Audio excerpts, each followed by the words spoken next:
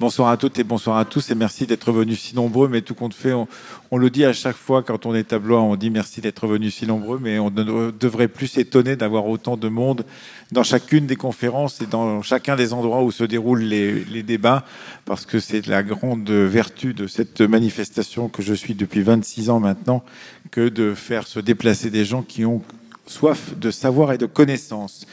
Il n'est pas si fréquent de témoigner d'un événement mémoriel et historique d'ampleur qui a le goût de la redécouverte et le goût de l'enquête, car il en a fallu de la persévérance pour que l'historienne Clara Boyer-Rossol, qui est ici à cette table, puisse remonter, avec l'aide de tous ceux et de toutes celles qui ont concouru à ce travail, le fil de ces bustes exposés dans ce même château de bois où nous nous trouvons. Car l'expédition d'Eugène Huet de Froberville et son étude sur les races et langues de l'Afrique orientale au sud de l'Équateur, au cœur du XIXe siècle, fut célébrée avant d'être oubliée et, tout compte fait, redécouverte. Et c'est de cette redécouverte et de sa valorisation mémorielle dont il sera question dans cette table ronde, en compagnie donc de Jean-Marc Ayrault, qui est à ma gauche, ancien Premier ministre et président de la Fondation pour la mémoire de l'esclavage, qui est partenaire de cette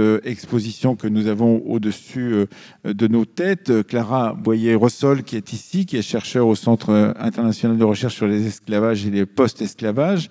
David Lily, qui est entrepreneur mauricien.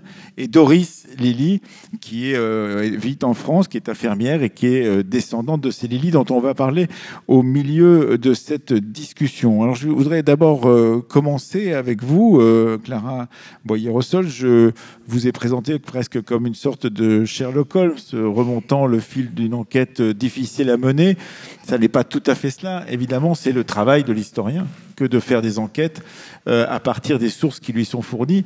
Mais encore faut-il savoir où sont les sources et encore faut-il savoir les interpréter pour pouvoir mener à bien son travail d'historienne, ce que vous avez fait magnifiquement avec ce travail autour de Froberville. Dites-nous donc comment ça s'est passé pour le public qui ne le sait pas, qui n'est peut-être pas monté voir l'exposition, et pourquoi vous avez eu cet acharnement de chercheuse à tenter de remonter cette généalogie, pourrait-on dire.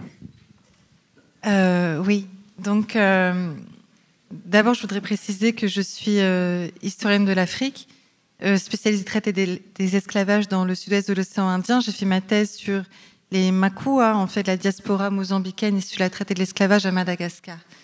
C'était le premier lien avec l'étude d'Eugène de Froberville que nous autres historiens de la région, nous connaissions. Simplement, nous ne savons pas si il avait gardé ces fameux matériaux qu'il avait évoqués dans ces quelques articles parus au XIXe siècle. Ça veut dire d'abondantes notes manuscrites, une collection de bustes, des dessins, des vocabulaires. On ne savait pas pendant très longtemps où tous ces matériaux se trouvaient. Et donc, suite à ma thèse de doctorat, j'ai entamé une nouvelle recherche qui a interrogé les liens entre les esclavages et la circulation des savoirs dans cet espace de l'océan Indien occidental. Et je me suis lancé le défi d'essayer de retrouver les carnets d'Eugène de Froberville. Tout commence en fait il y a 6 ans, exactement 6 ans, en octobre 2018. J'arrive à retrouver, à localiser la collection originale parce que, encore une fois, les chercheurs n'avaient aucune idée de où elle se trouvait. On connaissait les copies au Musée de l'Homme, mais on ne savait pas du tout où étaient les originaux. Donc j'avais réussi à remonter un peu, en partie, les circulations de cette collection. Donc octobre 2018, j'accède aux réserves grâce à Morgane Lecaru, que je tiens vraiment à remercier ici, la chargée de collection du musée du Château de Blois, sans qui on n'en serait pas là non plus aujourd'hui, qui m'a vraiment ouvert les portes des réserves. Et quelques semaines seulement après, en novembre 2018, j'accède aux archives privées Froberville.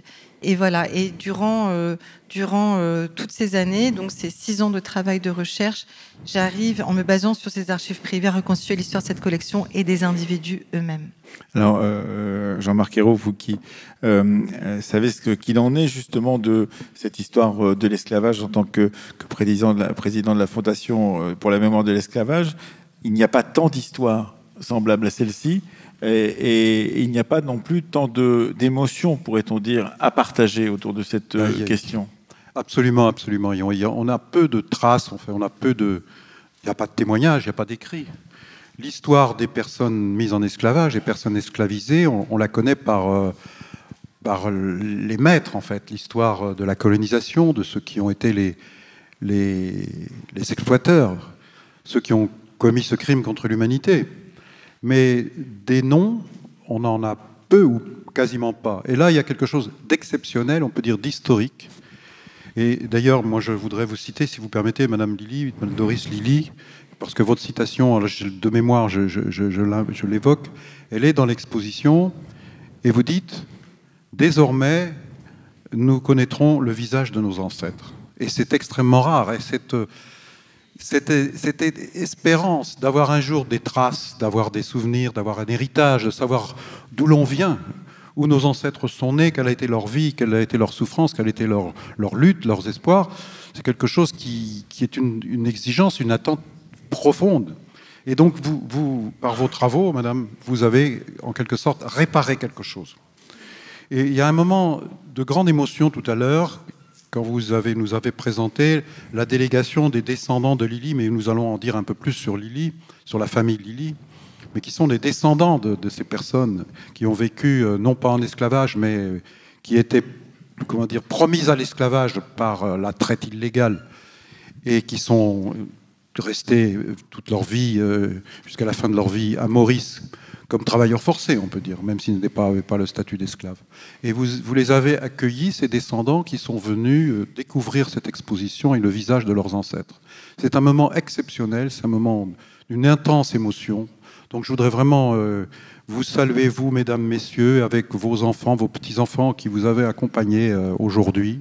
C'est quelque chose que nous avons vécu ensemble et qui, je crois, aujourd'hui vous touche profondément, mais vous serez mieux à même d'en parler que moi-même. Donc la Fondation pour la mémoire de l'esclavage a travaillé en partenariat avec vous, avec le musée du château de Blois, la mairie de Blois, puisque ces bustes qui sont propriétés de la ville de Blois vont être mis en dépôt à Maurice, dans le musée international de l'esclavage, qui est ouvert depuis très très peu de temps.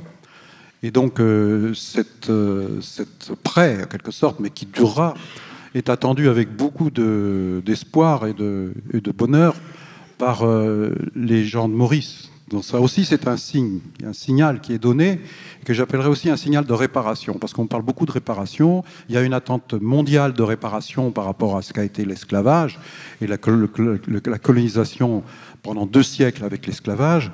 Et donc là, ce sont des actes très très forts qui peuvent apparaître comme symboliques, mais qui demandent quand même beaucoup d'efforts, qui demandent un investissement intellectuel, de travaux de recherche. C'est pas quelque chose qui s'improvise, et c'est ce que vous avez fait de façon remarquable, mais qui demande aussi l'engagement politique aussi d'un certain nombre d'institutions, financier.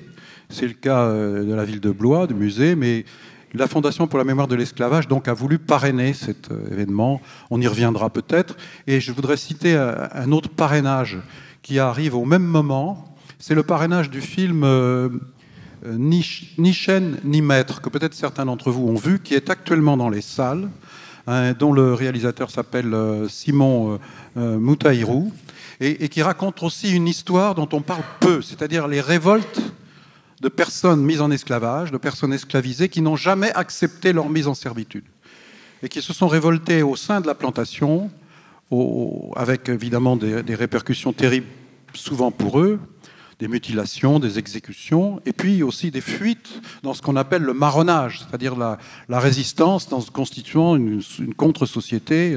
Et donc ce film raconte tout ça. Et donc ces deux événements se rejoignent d'une certaine façon et donnent un relief à cette histoire terrible qui fait partie de notre histoire, dont il nous faut parler et il ne faut surtout pas l'oublier. Alors, il y a quelque chose de très intéressant, Clara Boyer-Rossol, c'est que lorsque vous avez travaillé sur ces archives, qu'elles soient les archives statuaires ou les archives papier de la famille de Froberville, vous vous êtes posé des questions. Et il ne peut pas y avoir de travail d'historien sans une réflexion critique, évidemment, mais aussi sans une réflexion morale sur les usages que l'on peut faire de l'histoire. Et vous vous êtes posé des questions en particulier sur cette exposition. Est-ce que il était normal d'exposer ou non ces figures, qui sont tout de même des figures de personnes mortes depuis maintenant plus d'un siècle et demi, presque 2 siècles. Et donc, à partir de ce moment-là, il faut toujours manier cette matière historienne avec beaucoup de précaution. Oui, tout à fait. On s'est posé la question, d'ailleurs, si on les exposait ou pas en France. Parce qu'à Maurice, la question ne se pose pas du tout dans le même contexte. Il n'y a aucun problème à les montrer à Maurice, au contraire. Il y a même une attente à les montrer. En France, c'est différent. On a un héritage différent, des représentations différentes rattachées à ce type de collection anthropologique du 19e siècle. Mais déjà, ma démarche, ça a été de les considérer comme des objets pour l'histoire, de les historiciser, de reconstituer l'histoire de ces collections et des individus eux-mêmes. J'ai pu identifier la quasi-totalité des individus dont les visages ont été moulés.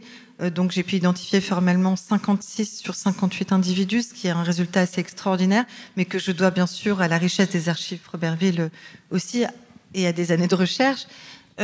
Donc déjà, ma démarche, c'était d'associer des visages à des voix, à pouvoir, en fait, c'était de rentrer en relation véritablement avec des visages d'ancêtres, apprendre à connaître leur nom, leur origine, leur trajectoire de vie, leur culture, leur langue. Parce que malgré le fait que ça soit de l'écrit et pas évidemment de moyens enregistrés, puisque nous sommes au milieu du 19e siècle, il y a une possibilité de faire justement entendre ces voix, puisqu'on les entend dans l'exposition en question. Oui, en effet, j'ai fait ce qu'on appelle des biographies d'objets de collection. En fait, je ne suis pas allée jusqu'à leur mort, puisqu'évidemment, c'était à l'instant T de leur entretien et des opérations de moulage. Mais j'ai pu retracer vraiment des trajectoires de vie. Et donc, les bustes sont associés à des récits de vie qu'on retrouve de manière résumée sur les cartels ou qui ont été, notamment pour 12 des bustes, qui ont été captés en 3D. On en a fait des vidéos. Le musée de l'esclavage de l'île Maurice m'a demandé de réécrire ces récits à la première personne. Et ils ont été traduits en créole mauricien. Et on peut les entendre... dans cette exposition en créole mauricien à la première personne. Donc, il y a cette démarche-là en tant qu'historienne et ça montre, je pense, vraiment l'importance de la recherche de provenance, n'est-ce pas, de vraiment faire de l'histoire des collections. Mais c'était pas encore suffisant. Je pense que la clé pour moi, vraiment, ça a été la rencontre avec les Lili, de pouvoir être en dialogue avec eux, de leur demander leur impression, leur soutien aussi, leur avis. Et eux m'ont transmis, mais ils vont le dire ça mieux que moi, leur volonté de les voir, de les montrer. Et c'est ça qui, pour moi, m'a donné, si on peut dire, la liberté, l'autorisation de le faire, d'aller de l'avant. David Lili, vous êtes venu... tout spécialement ici depuis Maurice. Est-ce que vous pouvez nous dire justement quel effet, sans entrer dans trop d'émotion d'une certaine manière, cette exposition, ce travail en commun entre les familles, et en particulier ces familles des Lili, avec l'historienne qui est Clara Boyer-Rossol, qu'est-ce que cela vous fait? Comment vous l'envisagez? Et quelle est, d'une certaine manière, la nouvelle histoire qui s'écrit pour vous? Parce que c'est une découverte ou une redécouverte inattendue. Tout à fait. Allez-y, ça marche. Oui, tout à fait. Donc, pour nous, c'était complètement inattendu. Écoutez, donc, ça fait pas longtemps que la famille a rencontré Clara. C'était en 2022. Nous, de notre côté, la famille, on avait essayé de faire des recherches pour remonter jusqu'à un certain nombre d'années. Vous savez, à l'île Maurice, à l'école, on apprend que les descendants africains, etc., on a appris qu'ils venaient de l'Afrique de l'Est, mais probablement du Mozambique, mais on n'en savait pas plus. Hein. Donc, et puis, la rencontre avec Clara, comment dire, elle nous a montré ses recherches et c'était quelque chose de très émouvant pour nous. Qu'est-ce que ça a provoqué d'avoir cette, comme le disait Clara Boyer-Rossol, cette recherche de provenance, de remonter le fil d'une certaine manière qui était interrompu et qui était coupé auparavant. Oui. Oui, mais là, c'est quelque chose d'extraordinaire qu'elle a fait, donc de retrouver tous ces détails. Donc, on peut dire aujourd'hui, voilà, sur les origines, on peut dire aujourd'hui, en fait, de quelle partie même du Mozambique ces personnes-là étaient, donc comment ils sont arrivés jusqu'à l'île Maurice, hein, quel port ils sont partis, le nom du bateau brésilien. Et bien sûr, on comprend beaucoup mieux aujourd'hui notre patronyme, pourquoi on s'appelle Lily. Parce que effectivement, c'était le nom du bateau qui avait été armé par les Britanniques et qui a conduit ces personnes venant du Mozambique en passant par un bateau brésilien qui s'appelait le José jusqu'à l'île Maurice. Doris, Lily, est-ce que vous avez la même approche que David, Lily ? Ben, pas tout à fait en fait, puisque contrairement à David, nous on n'avait pas du tout cette notion de savoir de quelle zone d'Afrique on venait, puisque c'est peut-être c'est enseigné à l'école à Maurice, mais en France pas du tout.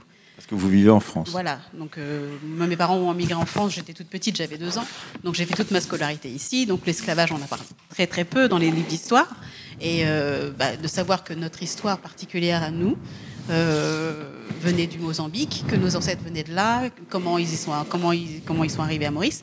On n'avait pas toutes ces informations. Et c'est pour ça que grâce au travail de Clara, ça nous a beaucoup éclairé aussi sur ce pan de notre histoire qu'on n'avait pas. Et cette surprise, c'est une étrange surprise, c'est une bonne surprise. C'est une bonne surprise. C'est une bonne surprise parce que comme beaucoup, je pense, de descendants africains, je pensais que le nom Lily venait d'un maître quelque part qui avait possédé mes ancêtres, et de découvrir que c'était pas du tout le cas, que justement ces personnes qui étaient sur ce bateau, le Lily, n'ont jamais été mis en esclavage à Maurice, et donc de découvrir que en fait on n'est pas descendants d'esclaves directs, même si effectivement il y avait une situation qu'ils n'étaient pas exactement complètement libres, mais au moins ils n'étaient pas esclaves. Donc c'était plutôt une bonne surprise.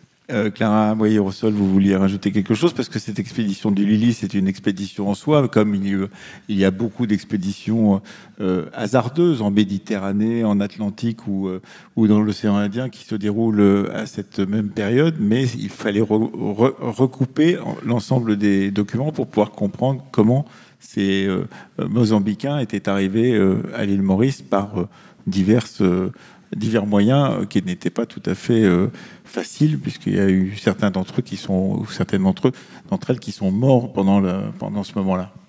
Oui, d'abord, je voudrais repréciser que la très grande majorité des Est-Africains qui ont été interrogés, dont les visages ont été moulés par Eugène Froberville, étaient d'anciens captifs et pour la plupart d'anciens esclavisés à l'île Maurice. Ça, c'est important quand même de le souligner. Et il y a les Lili, qui ont formé une exception. Parce qu'ils sont arrivés tardivement. Alors voilà, En fait, ce qu'on appelle les ancêtres du Lili, ce sont d'anciens captifs qui ont été déportés en 1840 du port de Quelimane sur la côte du Mozambique.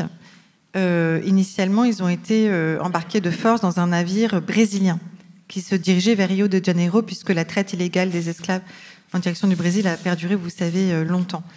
Et en fait, ce bateau impliqué dans le trafic brésilien a été intercepté par une patrouille britannique qui sillonnait les eaux du canal du Mozambique, et une partie des captifs ont été transférés à bord du navire britannique. Et ce navire s'appelait le Lily. Ils ont été introduits en juin 1840 à l'île Maurice, à Port-Louis. Il y avait 265 survivants de la traversée. Et donc, en 1840, c'était 5 ans après l'abolition de l'esclavage, donc en 1835, à l'île Maurice, qui était à l'époque une colonie britannique. Donc, ils ont été introduits dans l'île. C'était d'anciens captifs. Ils n'ont pas été libres de rentrer chez eux. On les a amenés sans leur consentement. Est-ce qu'ils savaient même où est-ce qu'ils allaient? On ne sait pas. En tout cas, ils ont été amenés dans cette colonie de l'île Maurice. Et ils ont été des dits travailleurs engagés. Et à la fin, d'ailleurs, de leur engagement, on leur a donné des acts of freedom, des actes de liberté. Qu'est-ce que ça laissait sous-entendre? Qu'ils n'étaient pas des esclaves, mais qu'ils n'étaient pas complètement libres non plus. ça montre très bien ce contexte post-abolitionniste, de continuité de formes d'exploitation et de domination, mais surtout, ils n'ont pas été libres de rentrer chez eux.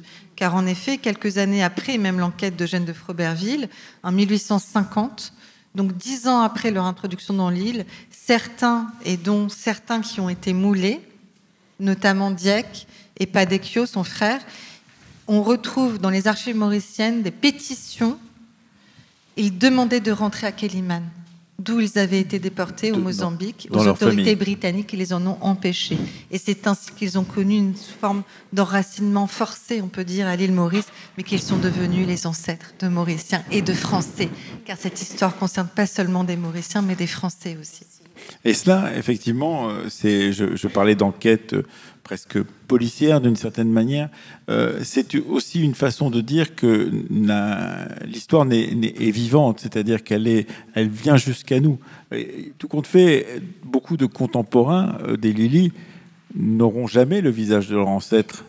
Il n'y avait pas de photographie, et donc vos ancêtres, les miens, les vôtres, n'auront jamais, enfin, nous-mêmes n'aurons jamais l'image de nos ancêtres. Et c'est un peu la particularité d'une telle exposition et d'un tel travail aussi de Geneviève de Froberville, qui est à la fois qu'il nous permet de comprendre et de découvrir quelque chose, mais en même temps que c'est dans un contexte effectivement où eh bien, la question de la colonisation ou de l'esclavage est encore présent, même s'il n'y en a plus dans cet espace-là à ce moment-là, et donc où il y a à la fois un désir de savoir, un désir de connaissance, et de l'autre côté, la contrainte ou pas la contrainte sur ceux qui se voient moulés, mais une chance au bout du compte de connaître leur visage, alors que beaucoup d'autres contemporains ne les ont pas. Jean-Marc Ayrault. Oui, tout à fait, parce que ne pas savoir d'où l'on vient, qui étaient vos ancêtres, pas savoir dans quel pays ils sont nés, quelle a été leur histoire, c'est une souffrance dont on ne se remet pas vraiment, donc on enfouit et qui est parfois difficile à vivre, alors qui parfois s'efface, qu'on l'oublie, mais parfois elle revient brutalement. Donc c'est pour ça que c'est exceptionnel et c'est d'une grande richesse, mais c'est quelque chose dont la portée est très forte.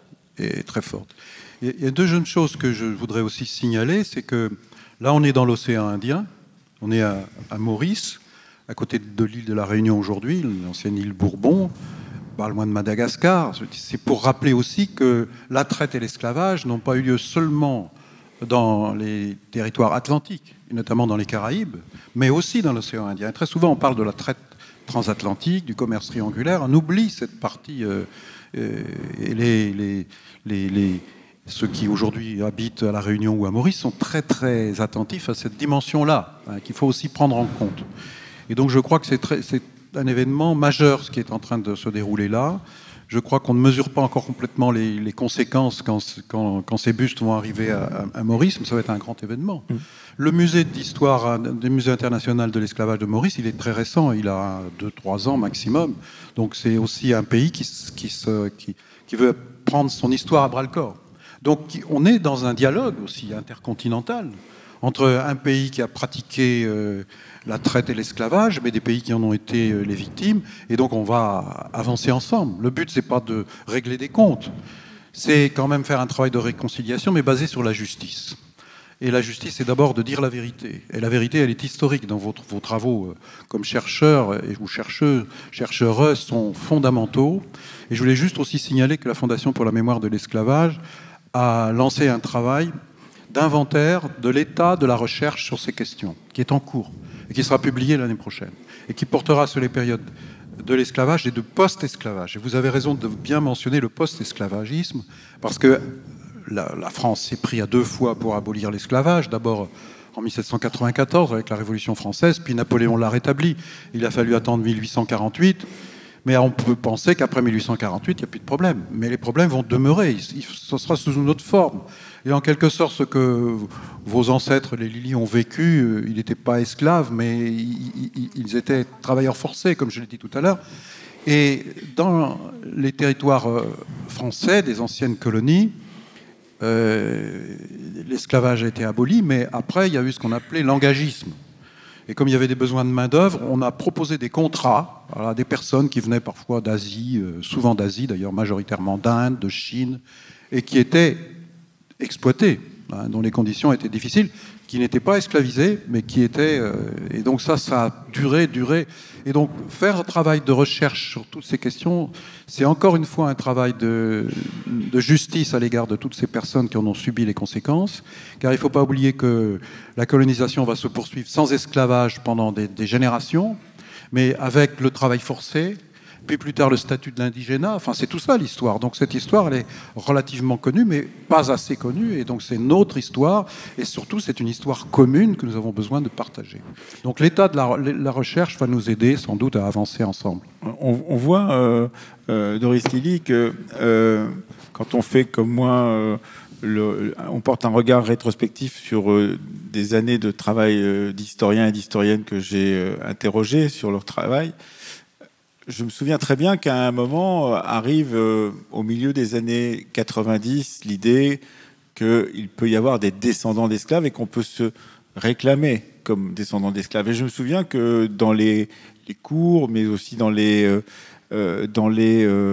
discussions que l'on pouvait avoir à ce moment-là, des gens disaient mais comment on peut être descendant d'esclaves 1848, c'est presque 2 siècles, c'est très loin, et donc d'une certaine manière, pourquoi se réclame-t-on de cette descendance-là, d'une certaine manière, et je me souviens de l'interrogation que beaucoup de contemporains qui n'étaient pas évidemment eux-mêmes descendants d'esclaves pouvaient avoir à cette revendication. Or, on comprend exactement là pourquoi c'est important de pouvoir dire je suis descendant d'esclaves ou je suis descendante d'esclaves. Doris Lily. Oui, donc ce que je disais, effectivement, de savoir que nous, directement, on n'est pas descendants. Oui, un peu plus près. Allez-y, plus près. D'accord. Donc, de savoir que nous, directement, on n'est pas descendants d'esclaves, même si c'est quelque chose, c'était pas un fardeau à porter tous les jours, c'est quand même un soulagement, quelque part. Oui. Parce que, c'est comme de se dire qu'on a été esclave, même si c'est pas nous directement. C'est un peu... une souffrance ? Une souffrance, une tâche, quelque part, en fait, sur votre histoire. Vous voyez ? Et donc là, en fait, le travail de Clara donc, a fait que, moi, personnellement, je me suis sentie libérée de ça. Oui. Voilà. Vous auriez été différente si Clara était venue frapper à votre porte et vous avez dit, voilà, vous êtes une Non, ça m'aurait juste confirmé dans ce que je pensais. Oui, c'est ça. Voilà. Ça n'aurait pas été différente, ça m'aurait juste confirmé dans ce que je pensais. Et donc, effectivement, la différence, c'est de savoir que j'avais tort. C'est ça, la différence. Et c'était une bonne surprise, c'est pour ça. David, Lily. C'est exactement la première chose, moi, qui m'a étonné lorsque j'ai rencontré Clara. Donc, c'est le fait, en fait, lorsqu'elle nous a dit que, voilà, qu'ils sont arrivés en 1840, alors que l'abolition de l'esclavage était en 1835. Donc, quand ils sont arrivés, donc, ils n'étaient pas esclaves. Et c'est quelque chose que je ne m'attendais pas, parce que j'étais sûr, par rapport à ce que j'ai appris à l'école, j'étais sûr d'être un descendant d'esclaves. Et maintenant, justement, que vous nous dites que peut-être contrairement ou différemment en France, il y a un intérêt soutenu justement pour cette question de l'esclavage à Maurice et que ça fait partie du corpus que vous pouvez acquérir à l'école, des bases du travail historien à l'école. Vous pensez que cette découverte donc, de ces bustes et de tout ce qui accompagne ces bustes va changer les récits que l'on pourra faire quand ces bustes vont arriver de l'histoire de Maurice, par exemple. Ça va participer à avoir une plus de finesse dans la compréhension de ce phénomène. Écoutez, déjà, le fait que maintenant, dorénavant, il y a le musée intercontinental de l'esclavage depuis l'année dernière, en fait. Ça a été inauguré qu'en 2023. Donc maintenant, les Mauriciens, oui, c'est ça. Déjà, en fait, ils ont accès à ça, donc ils voient. Donc c'est pas des bustes, donc pour l'instant c'est des photos. C'est des photos. Il y a des vidéos également, mais c'est quelque chose qui n'existait pas encore. Donc oui. Et la chance que j'ai eue aussi, c'est j'ai eu l'occasion donc de mettre en voix en créole mauricien. C'est vous. Oui. Quand on vous écoute dans l'exposition, c'est vous. Oui. Donc c'est l'une des personnes. Donc je ne sais pas si c'est ici également. pour l'une des personnes, mais je mets en voix, donc en créole mauricien, une des personnes dont le buste est exposé. Clara, une des questions intéressantes, c'est qu'effectivement, il n'y a pas que les Lili, donc des non-esclaves ou des anciens mozambicains qui ne sont pas tombés en esclavage parce que ça n'était plus la période, mais il y a les autres, parce qu'ils ne sont pas tout seuls, les Lili, dans cette exposition. Oui, et dans la majorité bien sûr. Des individus dont les visages ont été moulés étaient d'anciens esclavisés est-africains. La plupart originaires des actuels Mozambique, Malawi et Tanzanie.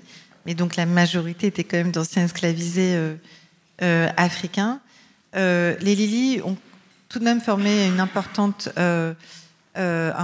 groupe, puisque j'ai pu en identifier 21 parmi les individus qui ont été moulés. Donc on a 21 visages de Lili sur les 58 qui ont été moulés. Donc ce n'est pas du tout la majorité, mais c'est une partie qui est quand même conséquente.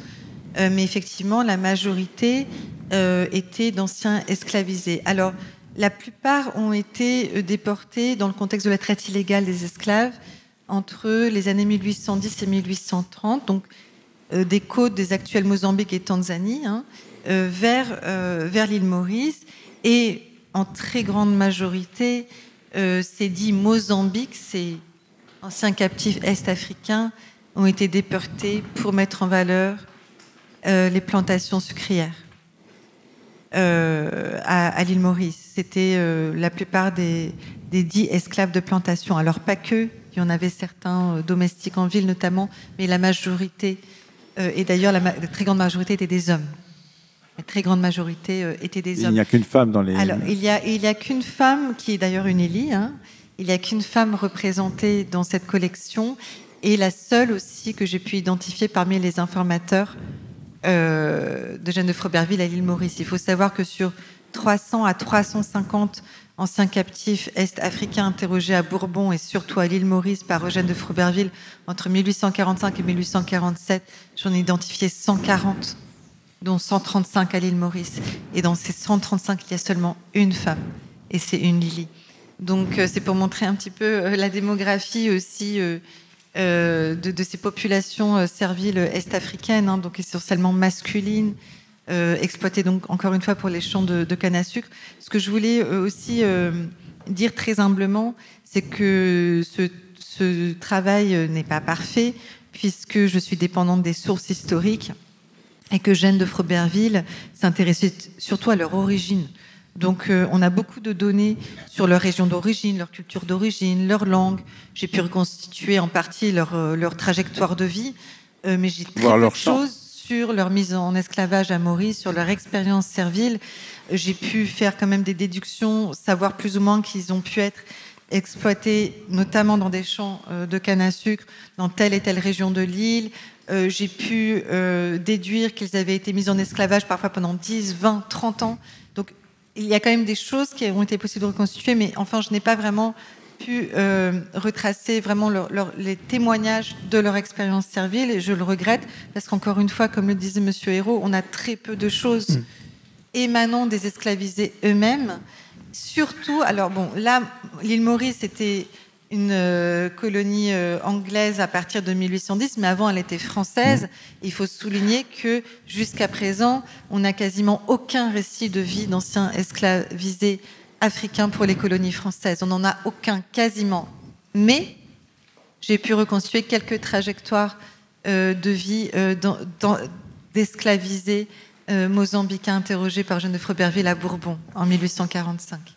Quelle est la richesse, parce qu'on a beaucoup parlé effectivement par exemple de ces Lili, mais la richesse de ces carnets en particulier, dont on a quelques exemplaires dans les vitrines au-dessus de nous, quelle est à la fois l'intentionnalité, pourrait-on dire, l'intention de Froberville quand il se rend enfin il retourne puisqu'il est originaire de l'île Maurice, mais quand il se rend dans cet espace géographique, et aussi quelle est parce que ça n'est pas encore l'anthropologie que l'on connaîtra à la fin du 19e siècle, ça n'est pas encore l'anthropologie racialiste qui a déclassé toutes les races. Enfin, ce sont peut-être les prémices, mais ça n'est pas encore ce moment-là. quelle est son intention de connaître? On est plus près de Buffon que des anthropologues de la Société d'anthropologie de Paris de la fin du 19e siècle, où on est dans un entre-deux qui va conduire à cette anthropologie, disons, classificatoire et racialiste de la fin du 19e siècle? On est exactement dans les prémices, dans cet entre-les-deux, où à la fois il concevait son travail ethnologique à la croisée de diverses disciplines. Il s'intéressait à tout, à la géographie, à la linguistique, à l'ethnologie, mais à l'anthropologie physique aussi. Son but, c'était aussi de classifier des dites races de l'Afrique orientale. Mais alors, c'est ça qui est très ambigu. C'est-à-dire que, bon, Eugène de Froberville, il a été convaincu de la nécessité d'abolir l'esclavage lors de son séjour à Bourbon. Il avait embrassé les idées abolitionnistes, il était monogéniste, ça veut dire qu'il croyait en une seule espèce humaine. Alors, il avait adhéré à ces théories-là, mais en même temps, il admettait une hiérarchie des races au sommet de laquelle dominaient les Européens. Et en même temps, il se disait défenseur des Noirs, d'après ses mots, littéralement. Il voulait montrer qu'il faisait partie de l'humanité, mais en même temps, il les catégorisait et il portait un regard essentialisant sur eux. Et d'ailleurs, ces bustes... on atteste les gravures, les inscriptions gravées sur les socles ont été nommées d'après des noms de dites races, en fait, des groupes sociolinguistiques, des actuels, qui existent toujours, dans les actuels Mozambique et Tanzanie, sauf qu'à l'arrière des bustes, il a inscrit les noms des individus qui étaient ses informateurs dans le même temps. Donc voilà, ça met bien en évidence toutes ces ambiguïtés. Donc il y avait déjà... C'est quand même dans le contexte de la science des races du 19e, mais qui n'était pas aussi développée et aussi essentialisante qu'elle le deviendra à la fin du 19e. Mais enfin, ils ont été quand même présentés comme des soi-disant représentants de soi-disant races. Et vous voyez, l'objectif de cette collection, par exemple, je l'ai complètement détourné, puisque c'était censé être une collection anonymisée, qui devait mettre en évidence la diversité des dites races de l'Afrique orientale au sud de l'équateur. C'était pas du tout une collection qui a été produite pour mettre en avant des individualités. C'était pas du tout ça le but. Donc, quelque part, je me suis servi de cette extraordinaire... de ces extraordinaires données, parce qu'il a fait un travail de collecte remarquable, Eugène de Froberville, mais c'est-à-dire que l'intention n'était pas la même, et j'ai pris un peu le contre-pied, si on peut dire. J'ai revisité ces données, mais d'une manière complètement décolonisée, et de manière à rendre une histoire à ces personnes. Oui, parce que quand on a si peu de traces, Jean-Marc Ayrault, on a intérêt, et même c'est un vrai travail scientifique, que d'inventer des méthodes justement pour pouvoir comprendre ce que ces faibles traces nous disent encore de l'histoire de cet esclavage. Absolument. Je crois que c'est pour ça que j'ai mentionné le travail d'inventaire sur l'état de la recherche sur l'esclavage et le post-esclavage, parce qu'on est loin d'être arrivé au bout. On ne sera jamais au bout. Et il y a énormément de données qui existent sur cette histoire et qu'on ne sait pas utiliser, qu'on ne sait pas exploiter, mais qui existent à la fois dans les territoires des colonies, des plantations, mais aussi sur le territoire de l'Hexagone. Il y a parce que la traite et l'esclavage ont produit un système économique, bien sûr, qui est la première colonisation et qui va donner un élan économique pas seulement à ceux qui pratiquent l'esclavage, mais sur l'ensemble des sociétés européennes. Ce n'est pas l'ancien maire de Nantes que vous êtes voilà. qui peut en douter. Et donc, puisque vous évoquez le travail qui a été fait à Nantes, effectivement, qui est un travail qui continue, c'est-à-dire le musée d'histoire de Nantes continue de chercher. Et en le faisant pas seulement sur le territoire de la ville de Nantes, l'ancien port négrier, mais sur l'ensemble du territoire régional. Parce qu'en fait, tout le monde profitait du système.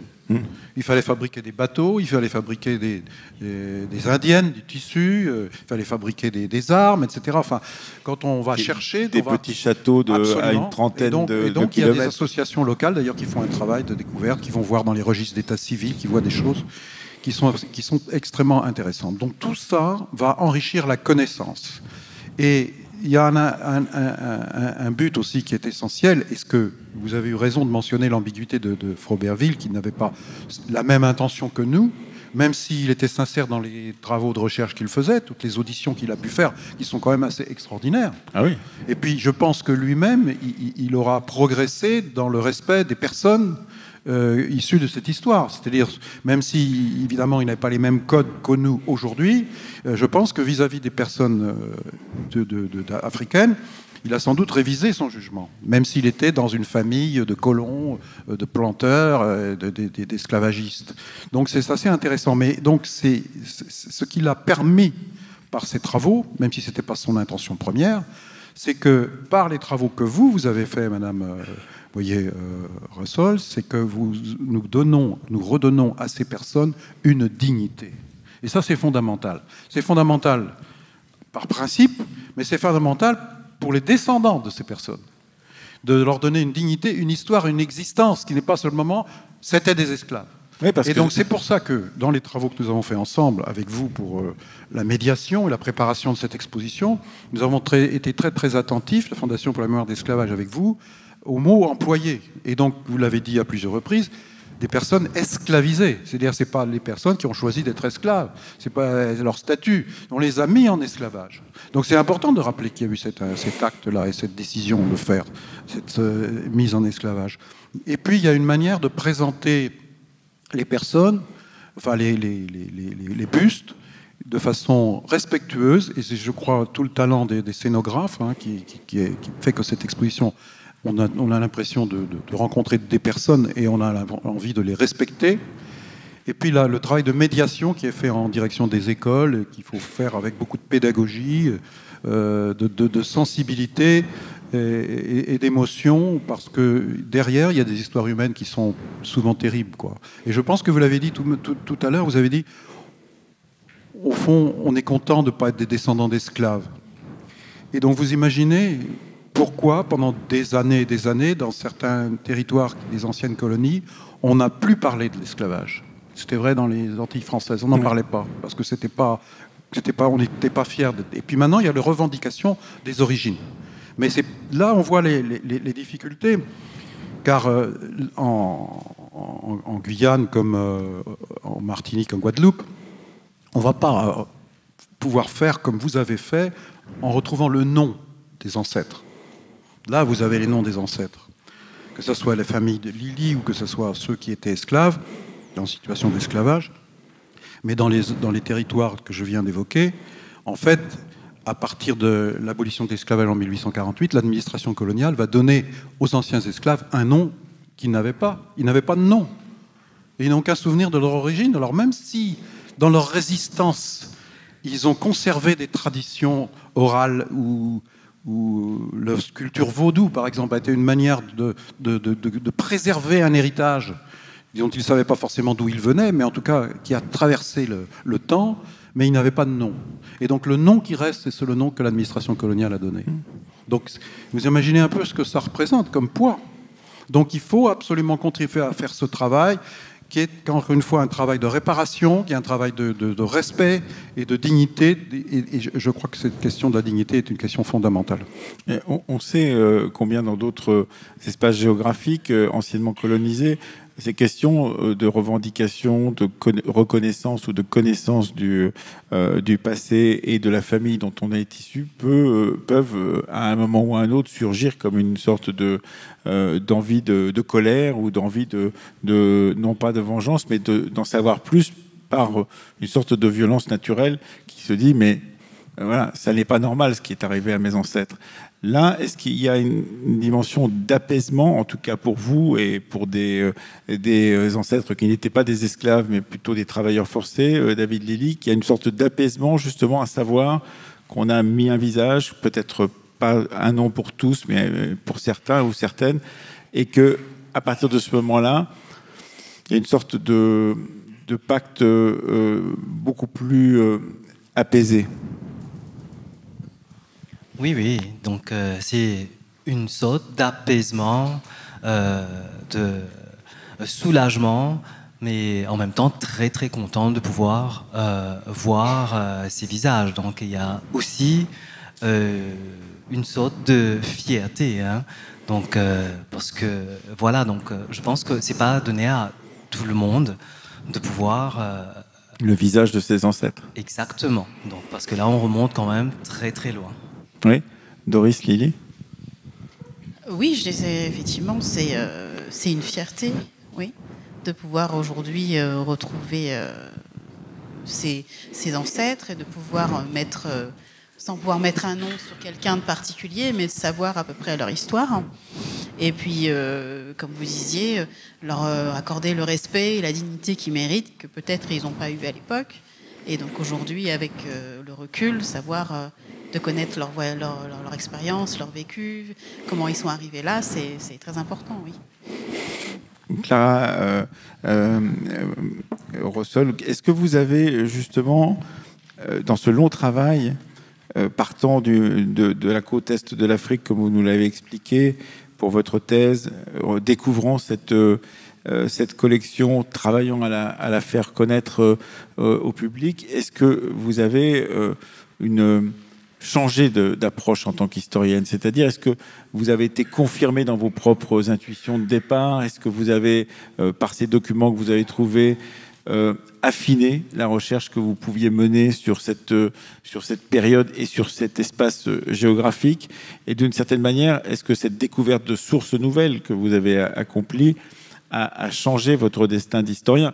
Ici même, à Blois, nous faisions ce qu'on appelait, il y a quelques années, les lives d'historiens, où je demandais à des historiens de monter sur scène pour dire combien une rencontre personnelle avec un témoin, par exemple, pour le XXe siècle, ou un document avait changé le destin de cet historien ou de cette historienne. Est-ce que là, vous pourriez dire cela de cette collection de Froberville? Ou est-ce que ça n'est qu'une étape supplémentaire parmi les documents que vous avez pu collecter dans votre travail d'historienne depuis longtemps? Ce travail, il s'inscrit vraiment dans la continuité des recherches que j'ai commencé à mener il y a 20 ans maintenant sur la diaspora est-africaine dans les îles de l'océan Indien occidental. Mais à la différence près que je suis allée beaucoup plus loin que ce que j'aurais pu rêver. Vraiment, c'est exceptionnel. Ça arrive une fois dans la vie quand on a de la chance. Un fond comme ça. De pouvoir... c'était d'abord la rencontre avec les bustes qui m'a beaucoup marquée. Les inscriptions, encore une fois, je reviens à ces inscriptions parce que ce qu'il faut concevoir, c'est que ces inscriptions n'apparaissent que dans les originaux. Ils n'apparaissent pas du tout dans les surmoulages qui sont dans les réserves du Musée de l'Homme. Ces inscriptions à l'arrière, dans les cavités, de manière marginale, sur les côtés, des noms des individus, ça c'est quelque chose qui m'a énormément marqué. Et puis après, bien sûr, la rencontre avec les archives privées et d'ailleurs et l'accès que j'ai pu avoir grâce aux descendants Froberville qui m'ont vraiment ouvert les portes de leur grenier, de leur maison, qui m'ont fait confiance. On a collaboré pendant 5 ans quand même ensemble. C'était pas évident forcément pour eux non plus. Et puis finalement aussi tout ce travail sur les archives privées Froberville. Alors la découverte des carnets, ça a été. Ouais. Ah ben j'en ai pleuré. Franchement, quand j'ai vu les carnets, j'ai dit c'est bon. C'était un rêve, mais vraiment, il y a des chercheurs américains qui ont essayé de les retrouver pendant 30 ans. Et il y a eu cette phrase de Alpers, qui est un grand historien, qui est mon aîné, américain, spécialiste du Mozambique, et qui m'a dit que sa seule consolation, c'est que c'est moi qui les ai trouvés, parce qu'il savait que j'allais en faire bon usage. Et c'est vrai que pour moi, ça a été une responsabilité aussi. Il fallait que je sois à la hauteur de cette découverte, si on peut dire. Et donc, je suis toujours très exigeante sur mon travail. J'ai voulu prendre le temps de communiquer là-dessus. J'ai publié seulement récemment. J'ai commencé à publier seulement récemment sur toute cette recherche. Et puis, bon, il y avait aussi des questions de droit parce que c'était des archives privées. Et puis, il y a eu ce geste très fort des propriétaires qui en ont fait don récemment aux Archives nationales d'outre-mer, et d'ailleurs que je voudrais remercier les ANOM car ils sont partenaires de l'exposition. C'est eux qui nous ont prêté les carnets. Et j'en profite pour faire une petite publicité, si je peux. Justement, on a préparé ce livre qui sort maintenant avec les ANOM sur l'histoire des archives privées Froberville et qui va permettre d'introduire historiquement ces archives. Ouais, c'est Aix-en-Provence, donc cet ouvrage est paru aux éditions Cicéron et va permettre vraiment aux historiens qui vont pouvoir accéder d'ici quelques mois, donc normalement d'ici début 2025, toutes ces archives privées Froberville, y compris les carnets, les dessins réalisés par Geneviève Froberville, seront accessibles aux ANOM. Donc c'est vraiment un geste très fort de la part des propriétaires. Et c'est pas les seules sources qu'il y a dans ces fameuses archives privées Froberville. Il y a aussi des sources extraordinaires sur Madagascar, notamment. C'est du mot même de la directrice des ANOM, que je remercie, Madame Dion, une des plus importantes donations dans l'histoire des ANOM, d'archives privées. Et cet ouvrage, donc, sur l'histoire privée des archives privées Froberville, est vraiment complète le catalogue d'expositions Visage d'ancêtre, paru aux éditions Le Charmoiset. Je remercie beaucoup l'éditeur a fait un travail aussi magnifique. Et je peux en profiter tant que je suis. Voilà, parce que si elle n'a pas publié depuis longtemps, tout sort en même temps. Voilà, c'est les étoiles qui s'alignent. Je voudrais aussi faire référence à un ouvrage collectif. Cet ouvrage dont je suis co-directrice, qui vient de paraître aux éditions CNRS, sur les esclavages, représentations visuelles et culture matérielle, qui sort dans le cadre des 30 ans de l'anniversaire du programme de la route des personnes mises en esclavage de l'UNESCO. Et un autre livre qui vient de sortir également. Vous allez partir chargée. Oui, donc je suis co-directrice avec ma collègue et amie Marie-Pierre Ballarin, qui est ici présente, directrice de recherche à l'IRD. C'est vraiment un livre qui nous tient beaucoup à cœur. On a mis 10 ans pour le sortir. C'est un livre collectif sur les esclavages en Afrique qui met en avant la recherche africaine, la nouvelle historiographie africaine sur les esclavages pensés à partir du continent, dans un dialogue avec les militants anti-esclavagistes sur le terrain africain, notamment de Mauritanie. C'est normal de se barder de ces ouvrages scientifiques pour pouvoir écarter quelque chose que je voudrais voir poindre chez vous. Non pas que je veux vous tirer les larmes, mais le fait de rencontrer les descendants de ceux qu'on a trouvés et découverts, ça fait quoi d'une certaine manière? Parce que là, ce qui s'est passé tout à l'heure, cet accueil que vous avez fait au château avec toutes ces personnes qui étaient ici, avec Doris et puis David, il y a quelque chose tout de même qui est étrange. On n'est jamais confronté, ou très rarement confronté, enfin quand on est médiéviste encore moins, comme moi, mais on n'est jamais confronté à ceux qui peuvent prétendre être les successeurs de son sujet de travail. Et là, il y a quelque chose qui se coagule, qui se met en route, qui est d'une autre nature que le travail de l'historien ou de l'historienne habituelle. Alors, je ne suis pas une historienne habituelle, justement, et en tant qu'historienne de l'esclavage... Désolé. Non, mais en tant qu'historienne de l'esclavage dans l'océan Indien, on est au contraire très, très familier de ce genre de situation. Moi, j'ai commencé il y a 20 ans à interroger auprès de descendants d'esclavisés mozambicains à Madagascar la mémoire de leurs ancêtres. Donc, en fait, ça fait depuis 20 ans que je travaille en lien avec les descendants. Je pensais vous piéger, puis c'est même raté. L'histoire de l'esclavage dans l'océan Indien est encore très vivante. Les mémoires sont encore très vivantes, en fait, puisque dans l'océan Indien, vous savez, c'est la plus ancienne et la plus récente des traites de captifs africains. Elle a duré pendant plus de 1000 ans. Et elle s'est maintenue jusqu'à l'orée du XXe siècle. Moi, j'ai interrogé à l'ouest de Madagascar des descendants. C'était pour la plupart leurs grands-parents qui avaient été déportés du Mozambique. Vous vous rendez compte, leurs grands-parents dans les années 2000. Enfin, voilà. Donc, dans l'océan Indien, on a des mémoires encore qui sont vivantes. Et là, c'était un petit peu l'inverse. Ce sont les archives qui m'ont amené à la rencontre de descendants. Et c'était extraordinaire. Mais j'ai fait aussi l'inverse, c'est-à-dire à partir des mémoires de descendants, retrouver notamment des récits de vie de leurs grands-parents que j'ai retrouvés en Norvège. Oui, bon, c'est une autre histoire. Mais c'est vrai que c'est pas habituel de retrouver les descendants des grands-parents en Norvège. Jean-Marc Ayrault, ça montre aussi quelque chose d'assez formidable. C'est quand une institution comme la vôtre aide les chercheurs, les chercheuses, etc., celle que vous présidez, c'est aussi d'un seul coup parce que des moyens y sont accordés, parce que les recherches internationales dont parlait Clara à l'instant même sont des recherches transnationales où les chercheurs des pays de pays multiples travaillent ensemble. On met les moyens d'une certaine manière sur un sujet qui, encore il y a 30 ans, était un sujet négligé ou voire volontairement invisibilisé. Oui, ou commémorer, j'allais dire, à la jour de la date de l'abolition, de la signature du décret, le 27 avril 1848, et puis après, pour solde de tout compte. Alors qu'en fait, c'est une histoire qui a besoin d'être connue encore plus, encore davantage. Et je ne redis pas ce qu'on s'est dit jusqu'à présent. On a démontré pourquoi c'était nécessaire. Mais je pense que là, on franchit quand même une étape avec vos travaux, cette exposition, ce dépôt à Maurice. On franchit vraiment une étape. Et je pense que ça peut nous aider à sortir de cette sorte de gêne qu'on sent dans la société, peut-être que ce n'est pas vrai que dans la société française, hein, de parler de cette histoire.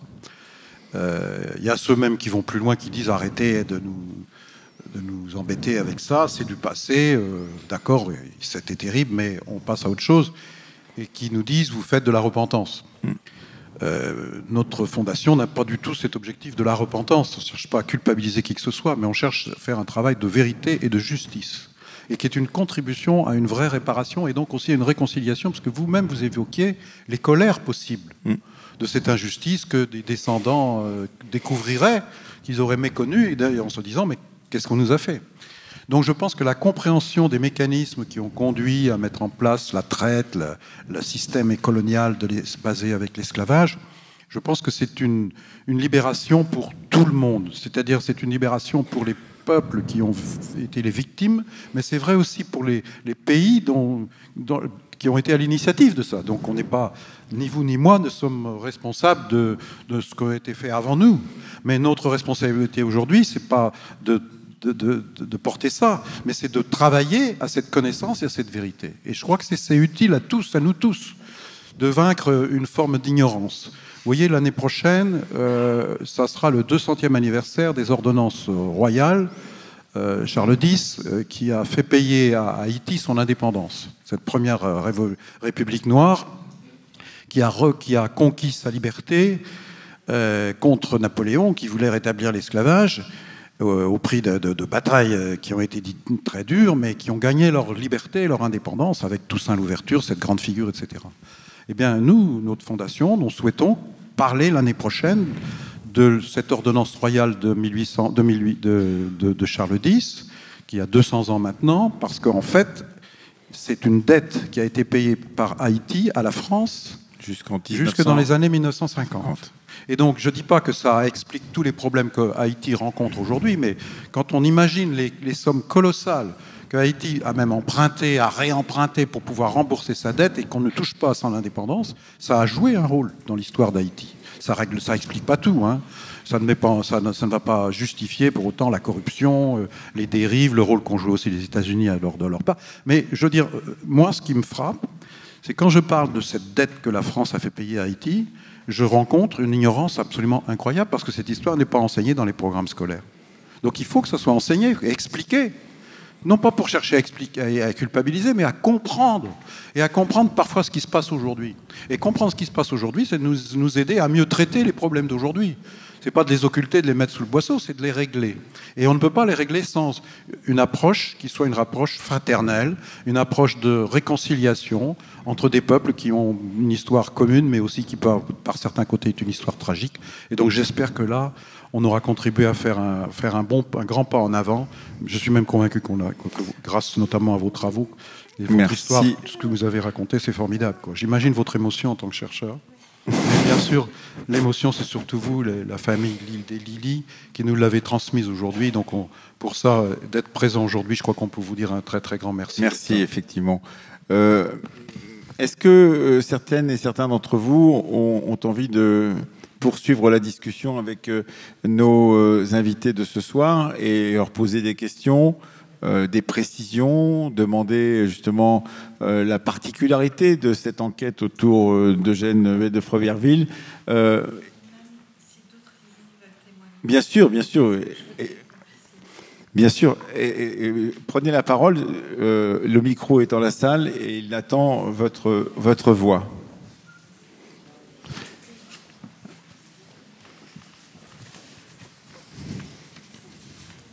Alors, j'ai une question très très pratique. Comment se fait-il que ces moulages soient retrouvés au château de Blois ? Oui, merci pour cette question.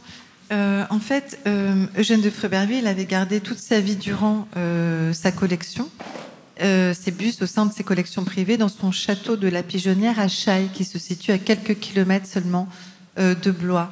Et puis, bien après sa mort, lors de la vente du château de la Pigeonnière, dans les années 1930, un de ses fils donc, a vendu cette collection. En fait, il en a gardé un buste qui est toujours conservé par des descendants Froberville, mais il a vendu 62 des 63 bustes au Muséum d'histoire naturelle de Blois, d'abord. Et du Muséum d'histoire naturelle de Blois, cette collection a été transférée en 1940, pendant la Seconde Guerre mondiale, au château. Et depuis lors, elle est conservée ici, mais dans les réserves. Et c'est la propriété de la ville de Blois actuellement. Donc, qui veut prendre la parole, faire avoir une réflexion, une approche, monsieur?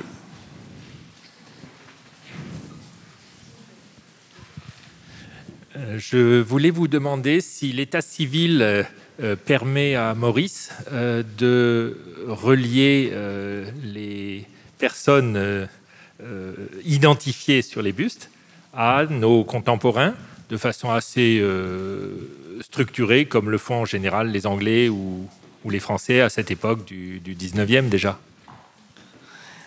Alors tout à fait.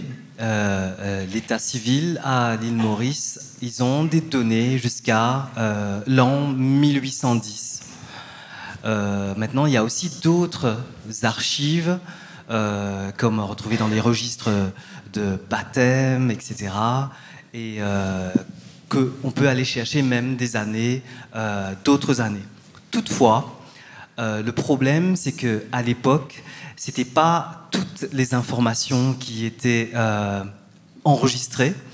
Donc, par exemple, moi, j'ai l'extrait de naissance de mon grand-père, de sa maman, donc mon arrière-grand-mère, et j'ai l'acte de décès de mon arrière-grand-mère, et quelquefois, les informations sont légèrement déformées et il manque quelques informations.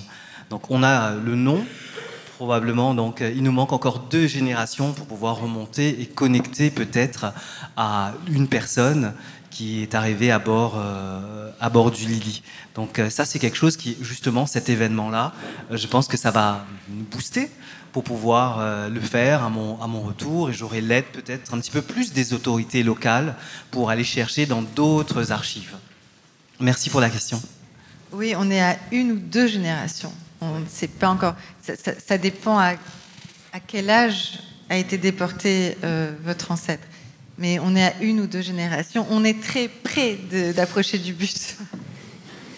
Une autre question, une autre remarque pour nourrir votre connaissance? Oui, monsieur. Est-ce que ce travail de moulage sur des êtres vivants, vous ne l'avez pas dit assez, mais dans l'exposition, c'est très prégnant de découvrir ça. Est-ce que cela a été fait par d'autres scientifiques dans d'autres pays, à d'autres endroits, ou c'est une expérience unique? Ah oui, bien sûr, ça a été fait. Alors, tout de même, pour l'époque, c'était une collection très importante. Elle était encore une fois constituée de 63 bustes originaux, initialement. Mais il y avait eu, quelques années auparavant, la collection rassemblée par Dumoutier. Donc, Dumoutier était un phrénologue français très connu, et sa collection est devenue très célèbre. Elle a été classée comme une collection dite océanienne, mais en fait, il a fait quelques moulages à La Réunion aussi, c'est moins connu, mais dans cette collection, il y a aussi des ancêtres de Réunionnais, dans cette fameuse collection du Moutier qui a été rassemblée vers 1839-1840, donc quelques années seulement avant la collection Froberville. Mais c'est vrai que pour l'époque, alors vous savez, le moulage sur nature est très ancien, le moulage en plâtre est très ancien. Ce type de collection anthropologique, voilà, c'est très 19e. On est quand même au début. Les années 1840, c'est encore un peu tôt. Mais il y avait donc déjà cette collection du Moutier. C'était, c'est vrai, assez précurseur de rassembler une telle collection, en fait, avec autant de bustes. Et d'ailleurs, c'est Eugène de Froberville lui-même qui a été aussi à la fois l'enquêteur et le mouleur. Ah oui, et c'est quand même assez rare d'avoir carrément le bon de commande des 300 kilos de plâtre qui ont permis ces moulages, puisqu'il les commande à La Réunion. À l'île Maurice. C'est ça, en 1846. Donc ça, c'est quand même assez rare d'avoir la totalité du processus. Pas seulement, on a même dans les archiveries Froberville des listes, des caisses envoyées de l'île Maurice jusqu'en France avec un certain nombre d'objets, de livres et des bustes. Et c'est comme ça que j'ai pu vraiment retracer les circulations de ces bustes qui ont été acheminés et qui sont arrivés intacts, ce qui est assez extraordinaire, de l'île Maurice jusqu'en France et d'ailleurs par le port de Bordeaux. Une autre question, j'ai une question ici.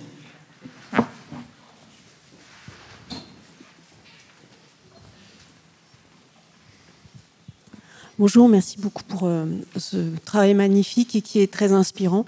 J'avais une question, moi, de la relation entre ce personnage qui a vécu à Maurice et qui, à un moment donné, vit en France, avec les mouvements abolitionnistes, avec Schœlcher notamment, qui lui aussi ramène des têtes de gens, des vrais crânes de personnes incisées du Sénégal, par exemple, et qui sont étudiés par le muséum et que Faidherbe aussi cite plus tard dans les années 80. Donc, comment est-ce que ce personnage a été aussi en relation avec Schœlcher et des républicains qui se posaient la question après l'abolitionnisme de la place,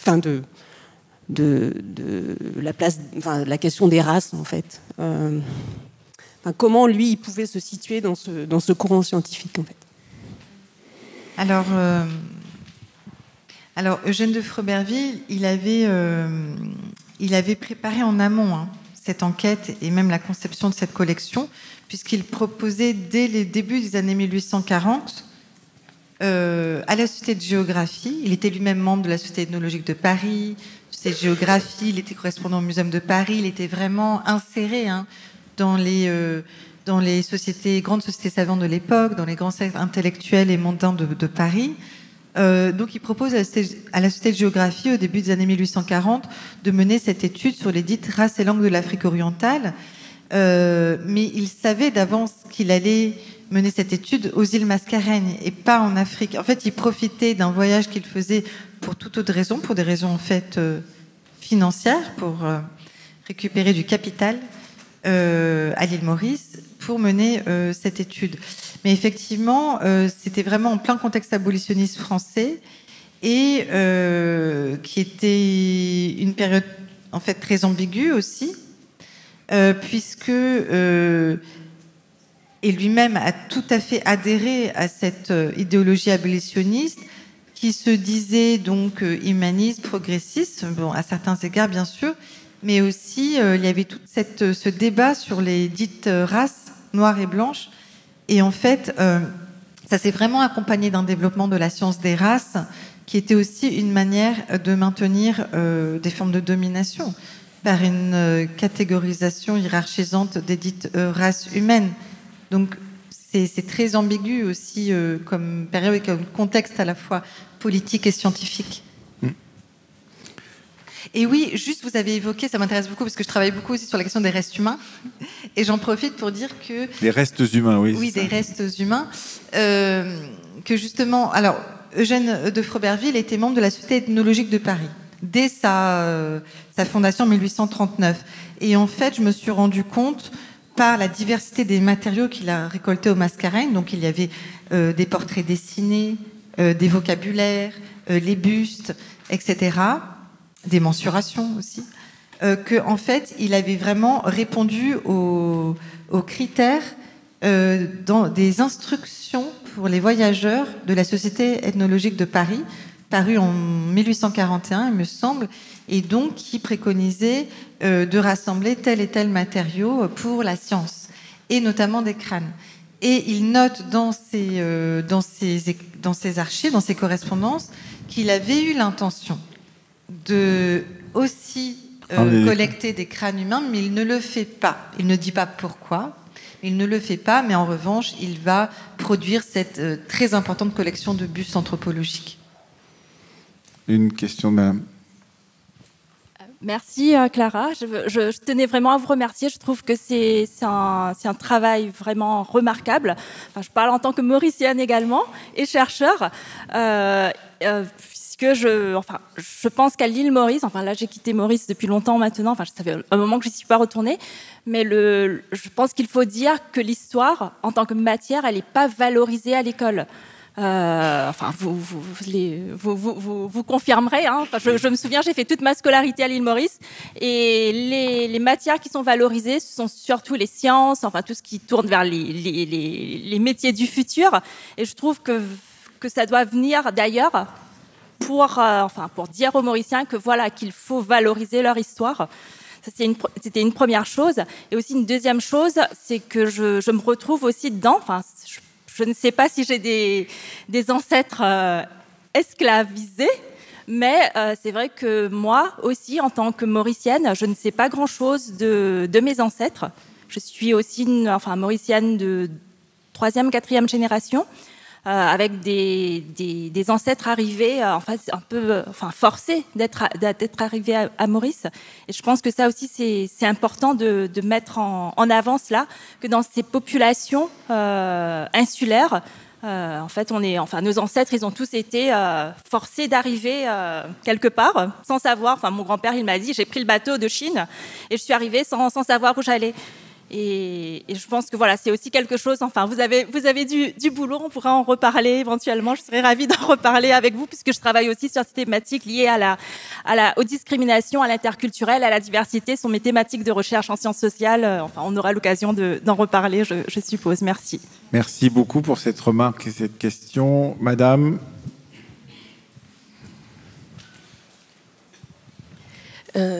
J'ai une question, je ne sais pas si vous allez pouvoir y répondre. Je suis allée voir l'exposition cet après-midi avant d'assister à cette table ronde et je me suis demandé quel pouvait être le degré d'adhésion de ces personnes lors des moulages.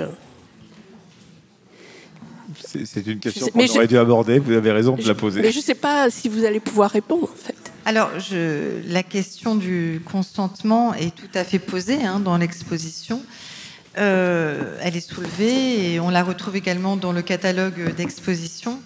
C'est une question qui est très difficile et complexe et il est encore plus difficile d'y répondre et on ne peut certainement pas y répondre de manière monolithique et au nom de tous les individus.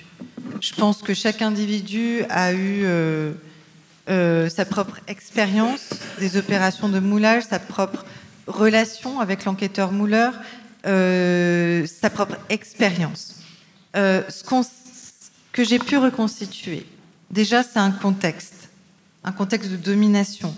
On n'est pas en période esclavagiste, mais on n'est que 10 ans après l'abolition. C'était quand même pour la plupart d'anciens esclavisés, en tout cas tous étaient d'anciens captifs. Et évidemment, Eugène de Froberville, malgré bien sûr tout le progressisme qu'il avait quand même pour l'époque, il représentait la figure des anciens colons propriétaires. Enfin, il était lui-même issu d'une très grande famille franco-mauricienne. Donc, les relations entre l'enquêteur mouleur et les informateurs africains étaient loin d'être des relations d'égalité, n'est-ce pas? On ne peut pas parler de relations symétriques. Et donc, dans ce sens-là, je pense qu'on ne peut pas parler d'un plein consentement spontané et inséré dans des relations symétriques égalitaires. Non, c'est sûr, de ce point de vue-là. Mais c'est pas non plus... Je ne pense pas qu'on était non plus dans une situation, par exemple, où ils ont été immobilisés, parce qu'il fallait être immobile. Et d'ailleurs, on a pu reconstituer, grâce à Delphine Bienvenue, la restauratrice, qui a fait un travail extraordinaire sur de restauration des bustes, qu'ils étaient allongés. Ils étaient allongés, on leur a mis un agent graisseux d'abord, surtout que Eugène de Fréberville ne les a pas rasés, donc il fallait bien les graisser. Et puis on a enduit de plâtre, et il y avait ce temps relativement court, mais en fait très long, quand on a du mal à respirer, où le plâtre durcit. Et Eugène de Fréberville écrit certains suffoqués littéralement. Il écrit bon,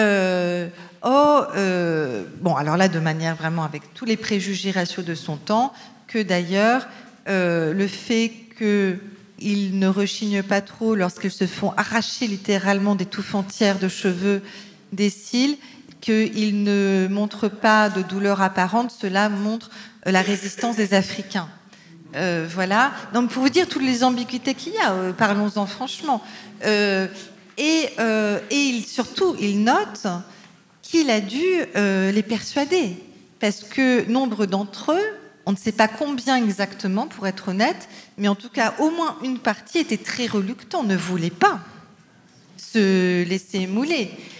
Et on le comprend très bien. Moi, personnellement, impossible. Je suis claustrophobe, je pourrais jamais, je ne pourrais pas. Et voilà.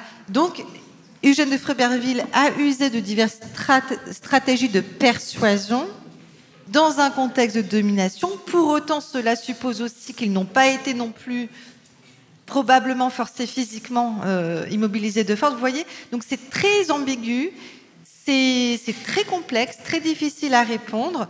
Mais je pense que voilà, c'était une zone grise, ce qu'on appelle une zone grise. Et peut-être qu'on ne pourra jamais y répondre complètement, mais c'est important en tout cas d'ouvrir ce débat-là. Ce qui était important pour moi, c'était de dire qu'ils ont quand même résisté à ces rapports de domination et que de devoir être dans ces négociations, c'est déjà, je veux dire, une forme de résistance de leur part. Mais ce qui nous manque, c'est leur voix, leur témoignage sur leur expérience des opérations de moulage. Ça, pour être honnête, on n'a pas leur retour. Et certainement, chacun a apporté des réponses aussi différentes. Une dernière question, peut-être ? Une dernière remarque ? Bonjour. Deux dernières questions, alors. Trois. Je voudrais savoir comment l'État mauricien va conserver cet héritage dans un climat tropical qu'est l'île Maurice.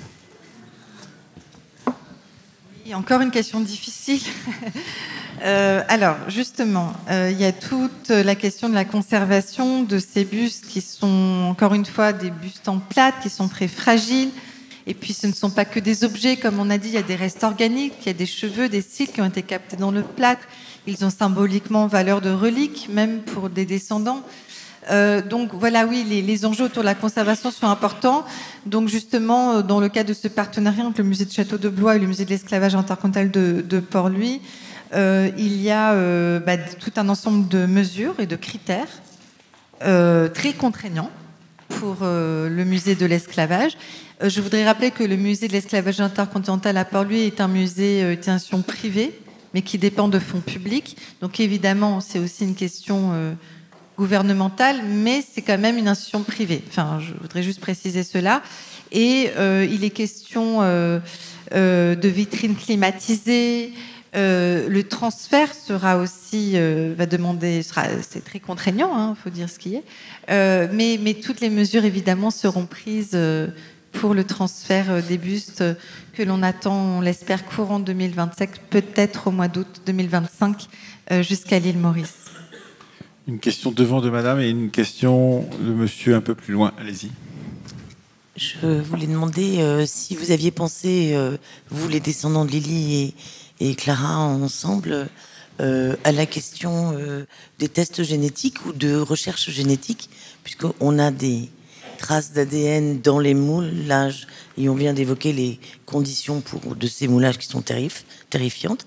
Un peu plus mais fort. justement pour retrouver les liens qui manquent entre certains arrière-grands-parents et la génétique a fait énormément de progrès. Peut-être que est-ce que des tests génétiques, pour ceux qui sont au fond, est-ce que des tests génétiques pourraient être exécutés pour pouvoir aider à l'identification, pourrait-on dire? C'est une question qui est revenue plusieurs fois. Et apparemment, en fait, compte tenu des restes de l'état dans lequel ils étaient, c'est pas forcément, même si on faisait des tests, le résultat serait pas forcément probant. Pour nous affilier à telle famille, telle personne, c'est pas quelque chose de certain. Voilà. Clara ? Alors en fait, il y a potentiellement de l'ADN, surtout que la kératine, les cheveux, les cils, c'est vraiment un support d'ADN très intéressant. Donc il y a potentiellement de l'ADN. Mais ce qu'il faut saisir, c'est que la génétique, c'est pas une science exacte en fait. Hein. C'est une science comparative. Donc déjà, c'est aussi, il faut comparer des ADN entre eux. Et qu'est-ce que ça signifierait en fait ? Je dis pas que c'est pas possible du tout. Je pense que cette question, elle n'est pas close. Hein. Je pense qu'il faudra qu'on en rediscute et qu'elle n'est pas close du tout. Mais par exemple, là, on en parle directement pour les Lily, évidemment. Concrètement, j'ai pu identifier, encore une fois, 21 ancêtres dont les visages ont été moulés, 21 ancêtres introduits à bord du Lily à Maurice. Je voudrais rappeler qu'ils étaient 265 survivants. Donc il faudrait beaucoup de chances que l'ancêtre ou les ancêtres, parce qu'il y avait des intermariages, sait-on jamais, hein, soit qu'il y ait des descendants directs avec lesquels on pourrait faire matcher, si on peut dire, l'ADN. Et encore une fois, ça serait que, en plus, un pourcentage de probabilité. Donc voilà, mais le débat reste ouvert. Une dernière question de monsieur qui lève la main, en vous remerciant tous pour votre participation à cette discussion. Merci beaucoup. Allez-y. Alors, ce ne sera pas vraiment une question, mais plus, je pense...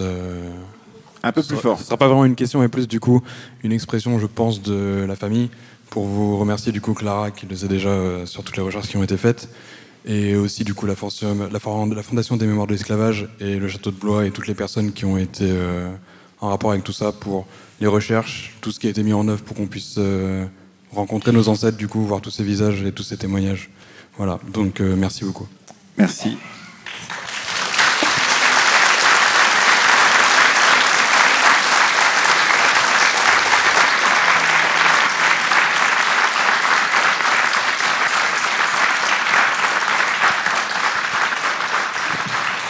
Bonne soirée et bonne continuation demain du festival des rendez-vous de l'histoire de Blois. Merci beaucoup à tous et à tous.